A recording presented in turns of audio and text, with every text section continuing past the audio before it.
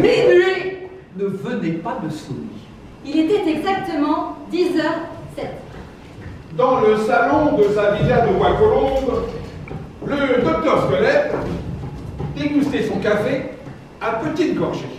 C'était un long vieillard chauve, aux yeux enfoncés et aux pommettes acérées. Sa tête ressemblait à une tête de mort qui aurait porté la barbe en éventail. Ses coudes pouvaient se dénombrer sous le tissu sombre de sa redingote, et ses pantalons portaient de larges rondelles de cuir à l'endroit de ses genoux pour empêcher ces derniers de percer l'étoffe. Cette maigreur fantastique l'avait fait surnommer dans le pays le docteur Squelette. Il vivait mystérieusement dans sa villa avec sa fille, la charmante Angèle, âgée de 18 ans, et d'une vieille bonne dévouée. Dans le jardin qui entourait la villa était bâti le laboratoire du docteur Squelette. À quelle recherche se livrait-il? À quels travaux? Mystère. Personne n'était autorisé à y entrer. Personne n'en avait franchi le seuil. Le docteur n'y travaillait d'ailleurs que la nuit. Tous les soirs, vers 11 h, après avoir embrassé sa fille chérie, le vieux savant traversait le parc et se dirigeait vers son laboratoire. Donc, le soir où commence ce récit, après avoir achevé sa tasse de café, le docteur Squelette appela sa fille. Viens, ma chère enfant, viens m'embrasser avant que je regagne mon laboratoire. La jeune fille se précipita et déposa 2 gros baisers sur le front paternel. Oh, tu travailleras donc toujours, papa chéri, dit câlinement la jeune fille. Quand me livreras-tu le but de tes expériences secrètes? Oh, cela me ferait tellement plaisir. Bientôt peut-être, chère Angèle, je touche au but. Et alors, tu apprendras que... Mais, parlons un peu de toi, cher enfant. Tu attends un amant, cette nuit filiale? Oui, père. Il ne saurait tarder à venir. Parfait. Amuse-toi bien, mignonne. Et surtout, ne te fatigue pas trop. Oh, soyez raisonnable, soyez tranquille, père. Je suis raisonnable. Mais comme vous êtes bon, papa chéri, et combien peu de pères se soucieraient comme vous du bonheur de leur enfant? C'est vrai, mignonne. Voilà déjà 7 mois que je t'ai fait subir une petite opération qui te permet de satisfaire tous tes désirs amoureux, tout en te conservant pur et sans tache, jusqu'au jour où je te trouverai un mari, un bon mari. Grâce au miracle de la greffe humaine, dit-il, j'ai réussi à t'enlever l'organe le plus précieux et le plus mystérieux de ton corps virginal et à te greffer un organe semblable, ô combien moins virginal celui-ci, prélevé sur le corps d'une jeune fille de joie. L'opération terminée, j'ai déposé ton bijou virginal, maintenu à 0 degré, dans un coffret glaciaire rempli d'un sérum spécial, dans lequel il se conservera intact et vivant jusqu'au jour de ton mariage. À cette époque, je te regrefferai ta fleur virginale afin que ton mari puisse l'accueillir selon l'usage. En attendant, grâce à cette greffe, tu pourras profiter de l'existence et goûter dans les bras de multiples amants les plaisirs les plus coupables sans pour cela cesser d'être vierge. Oui, mon père. Grâce à cette vierge, dit-elle, j'ai pu mener la vie de garçon et m'en mener à cœur joie depuis 7 mois.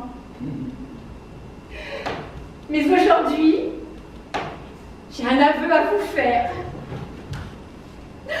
J'aime d'amour l'un de mes derniers amants. Un des derniers amants? Serait-ce le chasseur d'Afrique? Non, père. Le boxeur Khan, peut-être? Non, père. Alors, le boxeur cannibale? Non, père. Celui que j'aime est acteur. C'est un jeune premier de beaucoup d'avenir.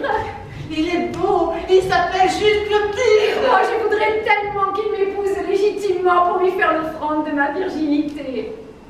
Le docteur Squelette fronça les sourcils. Jamais, s'écria-t-il, jamais tu n'épouseras ce Jules de Clotilde. Je ne veux pas de cabotin dans la famille. Tu connais les principes. Couche autant que tu veux avec ce Jules Clotilde, mais de là à le prendre pour gendre, jamais. Allons, ne pleure pas, mignonne, et amuse-toi bien. Pauvre Angèle, elle a du chagrin. Mais bah, ça passera. Pauvre Angèle, elle pleure abondamment. Pauvre Angèle. De toute façon, je n'ai aucune crainte à avoir, puisque son honneur est enfermé dans le coffret glaciaire qui se trouve dans mon laboratoire. À ce moment, un murmure se prononça derrière un buisson. Mais le docteur Squelette n'avait rien entendu. Il était devant le laboratoire, il ouvrit la porte et entra.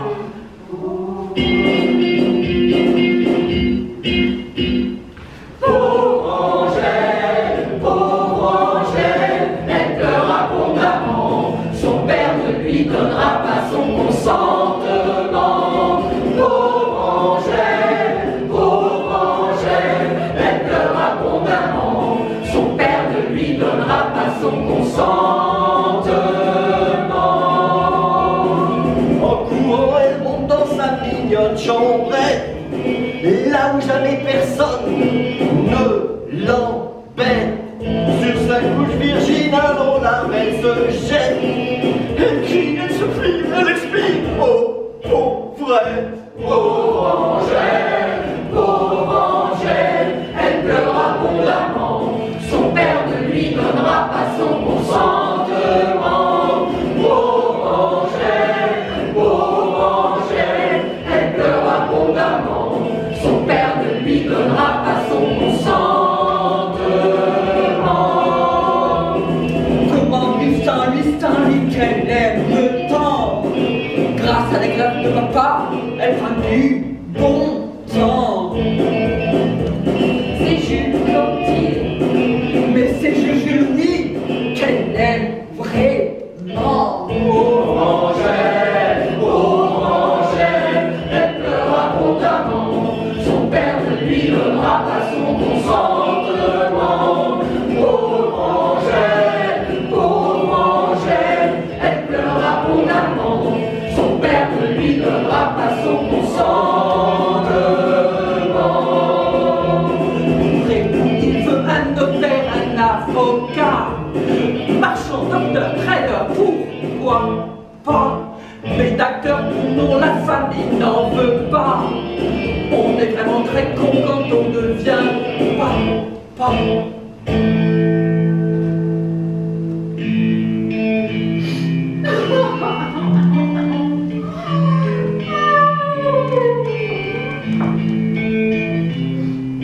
Mais pourquoi pleures-tu, cher amour?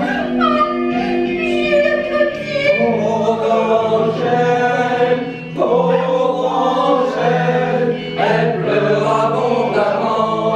Son père ne lui donnera pas son consentement. Pauvre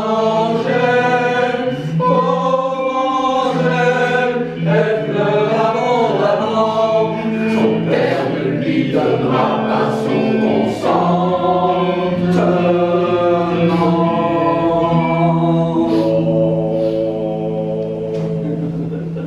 Quoi? Ton père ne veut pas que je devienne ton époux? Il ne veut pas de cabotin dans la famille. Oh malheur!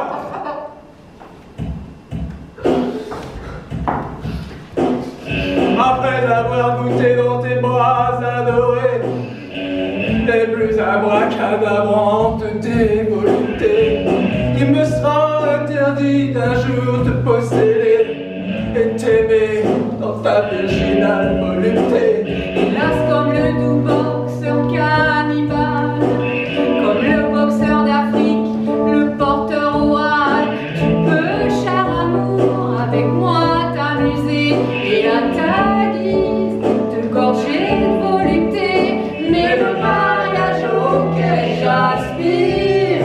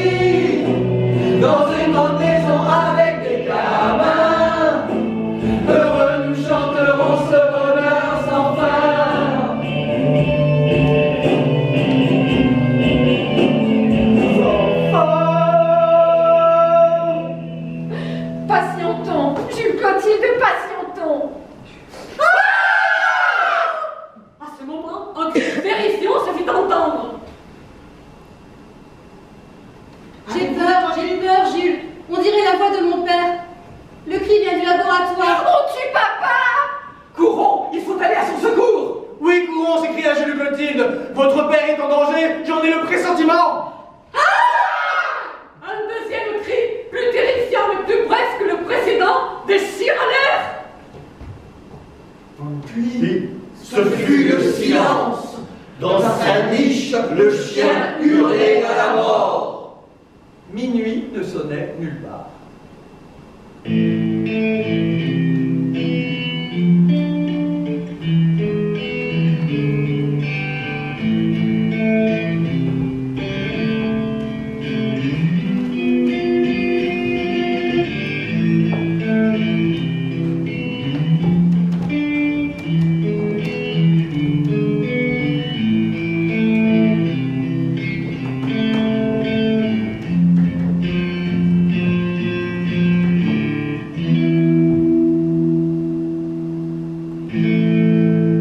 En arrivant devant la porte du laboratoire, les deux amants s'arrêtèrent brusquement, saisis d'une terrible angoisse.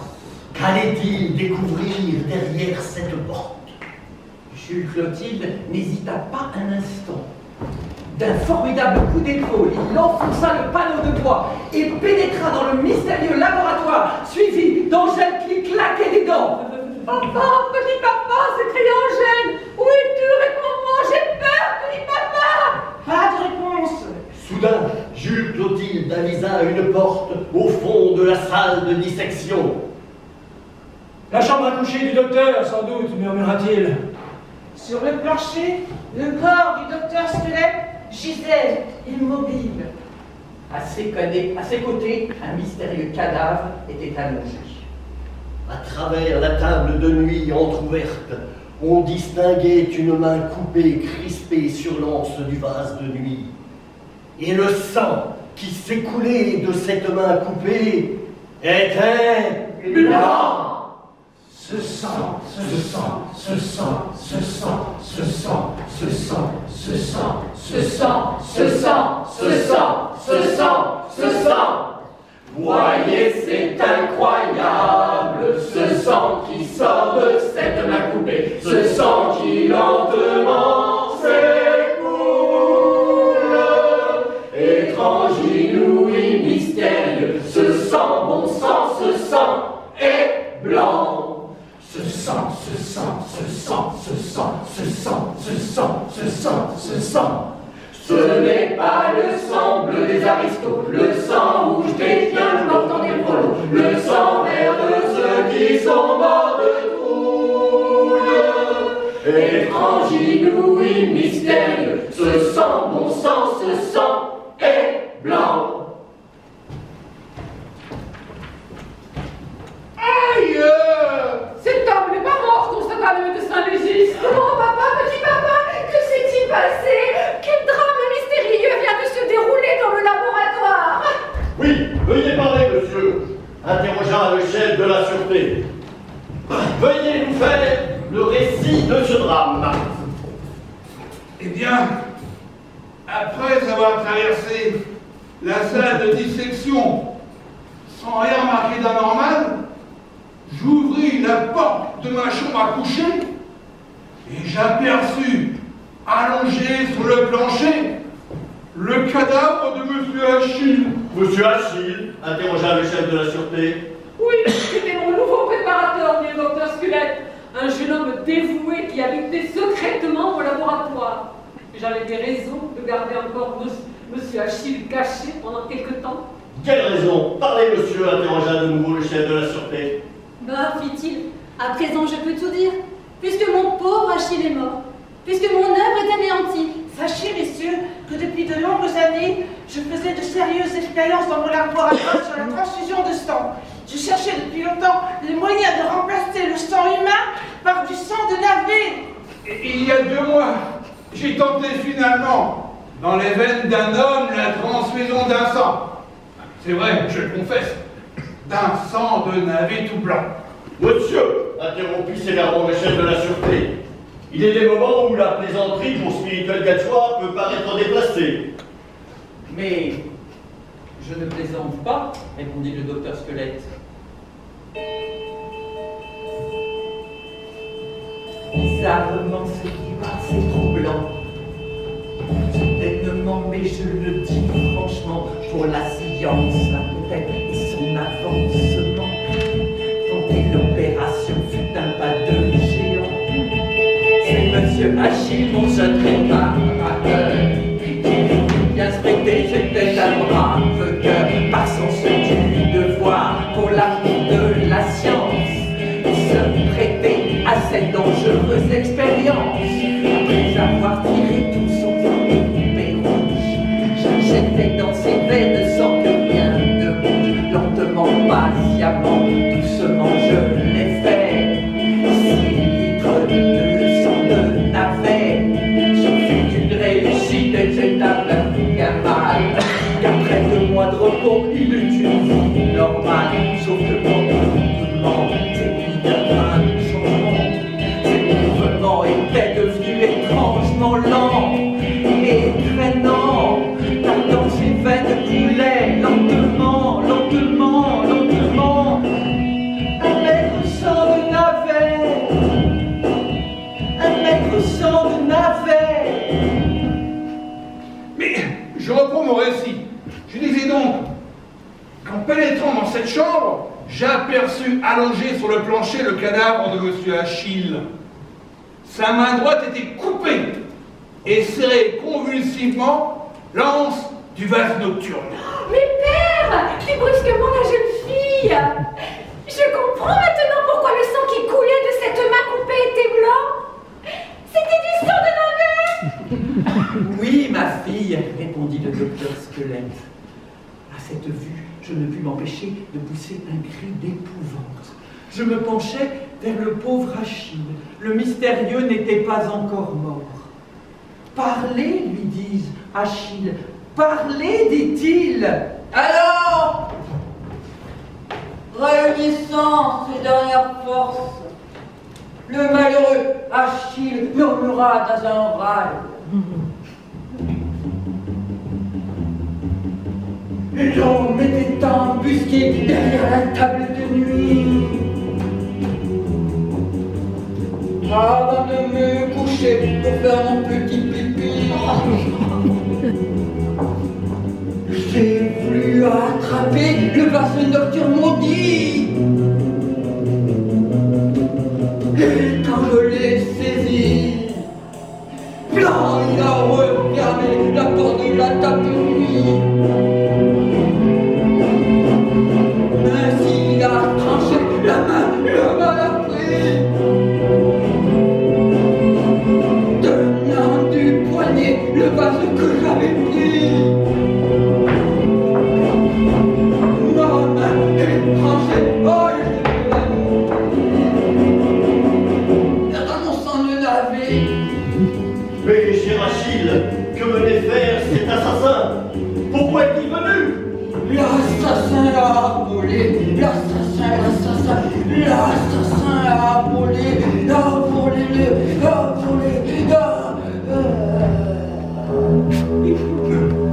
Le pauvre Achille ne put achever sa phrase. Sa tête se renversa en arrière. Il était mort. Un terrible pressentiment traversa mon cerveau, du docteur Squelette. D'un bond, je m'élançai vers l'armoire. La porte était ouverte et le coffret glaciaire avait disparu. Il poussa alors un deuxième cri d'épouvante et il roula, évanoui sur le sol. Mais que renfermait donc ce coffret glaciaire que l'assassin nous a dérobé? Interrogea le chef de la sûreté. Il renfermait l'honneur de ma fille, monsieur. L'honneur de votre fille? Oui, monsieur, je conservais dans ce coffret glaciaire la virginité de ma fille jusqu'à son mariage. Avez-vous quelques soupçons qui puissent guider nos recherches? Interrogea de nouveau le chef de la sûreté. Oui, monsieur, s'écria spontanément Angèle. Le ravisseur du coffret glaciaire n'est autre que l'infâme Macaleuil. Macaleuil? Oui, c'était l'ancien préparateur, mon père. Un homme sinistre qui me poursuivait de ses Et assiduités. j'ai dû le jeter à la porte, continua le docteur Squelette. Oui, tu as raison, fille. Le ravisseur de ta vertu ne peut être que ces misérables. Lui seul connaissait le secret du coffret glaciaire. Mais, interrompit le chef de la sûreté, quel intérêt peut avoir ce Macaloy à dérober un objet qui, séparé du corps de mademoiselle votre fille, n'a plus aucune valeur? Plus aucune valeur, dit le docteur Squelette. Ah, monsieur, vous ignorez donc que l'infâme Macaloy est un virtuose du scalpel. Il se présenta chez moi comme préparateur pour mieux se rapprocher d'Angèle et pour mieux la séduire. Cet homme est certainement le plus diabolique greffeur de notre époque. Ce malappris est capable de greffer la virginité de ma pauvre fille sur la plus infâme catin et de flétrir ainsi la fleur immaculée que je conservais dans le coffret glaciaire. Oh père, père, s'écria Angèle, dois-je donc renoncer aux 2 jours d'être vierge un jour? C'est ta mort, Angèle. Messieurs le Clotilde s'avançant. Ne pleure pas, cher amour, dit-il. J'aurais dû prévenir papa. J'aurais dû lui montrer les lettres. Quelles lettres? Interrogea le chef de la sûreté. Les lettres que m'envoyait l'infâme Macaloy. Et la jeune fille revint 3 minutes plus tard, un paquet de lettres à la main. Le magistrat prit une lettre, l'ouvrit et lut